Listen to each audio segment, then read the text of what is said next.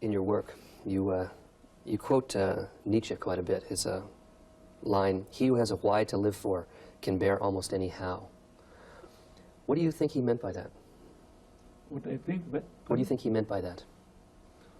The same as I am intended to convey to my readers and students, that the vision of a meaning ahead of someone, a meaning in wait for someone, to be fulfilled by someone, that this contributes most than anything else under equal other circumstances for survival. Meaning is the most important thing in our lives?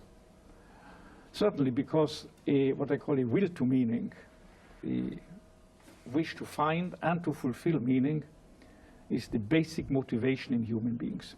Well, this certainly runs counter to much of the determinist notions that are being bandied around these days, as man is a machine, man is a computer, man is a product of instincts. Man is something like a rat in experiments, psychological experiments. Of course, you're right, but not only against the so-called deterministic concepts of man, but also regarding the motivational theories of certain psychotherapeutic systems. Let's talk for a minute about logotherapy, which arose out of this notion of a search for meaning. Logotherapy, as one among other types of psychotherapy, is, we may say, a meaning-centered psychotherapy.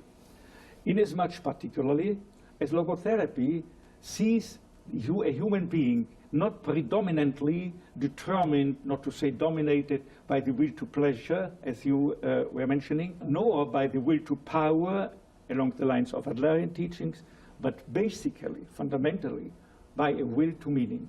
That is to say, the desire, the impulse to find, to discover in life, or better to say in each life situation, concrete life situation confronting someone, the desire to find a meaning therein and to go on to fulfill it. I was very intrigued. One of the most surprising things I've read recently was that you said that when you talked to European students, only 40% said they had suffered this sort of inner void, and yet 81% of American students experience the same thing. This was decades ago. We think of it just the opposite. We think of the Europeans as being buried under this existential dread and sense of purposelessness, and Americans as being optimistic and upbeat. However it might be, whether the ones or the others are suffering more or less respectively from this existential vacuum. The ones who seem to suffer less should not look at the others with contempt, but look at the others with compassion and look for anything possible to help the others. Now this void manifests itself as in apathy, in boredom, lack of initiative, lack of interest in the world, or initiative in changing something within the world for the better. This frustration is a proof of the existence of a will to meaning. Unless we were imbued by will to meaning, by the wish to find meaning and discover and fulfill meaning in life, we never would be able to experience an inner void. So this is in a way also something positive. Now you've listed 3 types of values: creative values, experiential values, and attitudinal values. And you may find a meaning. The average man, the man on the street or the woman on the street, may find a meaning day by day in doing a deed, in creating a work. And that's the creative. Creative. And in experiencing something, the beauty, the truth as a researcher, or the good in dealing with people as a teacher or whatsoever. There's an extraordinary moment in Man's Search for Meaning where you talk about being in one of the Nazi camps and all of you going out to look at a sunset. Is that exactly? This is a paradigm of experiential values, of finding a meaning in experiencing without doing anything, without achieving or accomplishing anything, but just in giving oneself to the immediate experience of something, say, beautiful going on in the world. Okay. This is the second avenue. But there is also another aspect of experiential values. Excuse me. Not only experiencing something, but also experiencing someone. More than that, experiencing another human being in his or her very uniqueness. And it is the main attribute of a human being that he is a person in contrast to any animal. He is a person, and a person is always something absolutely unique, irrepeatable in the evolution of the cosmos, as it were, incomparable with any other human being.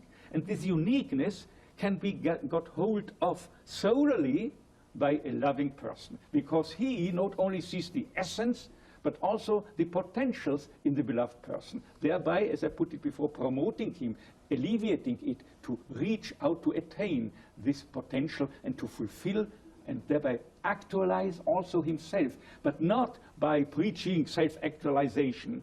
It's nonsense. Self-actualization can only fall into your lap automatically once that you have fulfilled a concrete meaning, done the best of a situation. Then you actualize yourself as a byproduct. Let's talk about the third set of values, which is the attitudinal, the idea of choosing how to respond to suffering. Choosing the attitude. Yes. Yeah.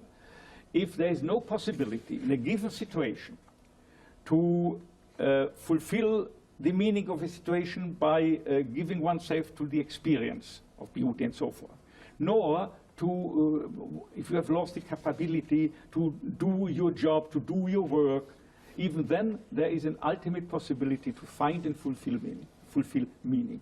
Not only the ultimate, it is even the potential to fulfill the deepest meaning, to attain the highest values. By your approach to the situation, a tragic or triste situation confronting you. You said that in part of the initial shock of being put in a death camp was ultimately an acceptance that we knew we had nothing to lose except our ridiculously naked lives. Is that the situation that they're in? In a way. Is this when you make the choice of how you're going to?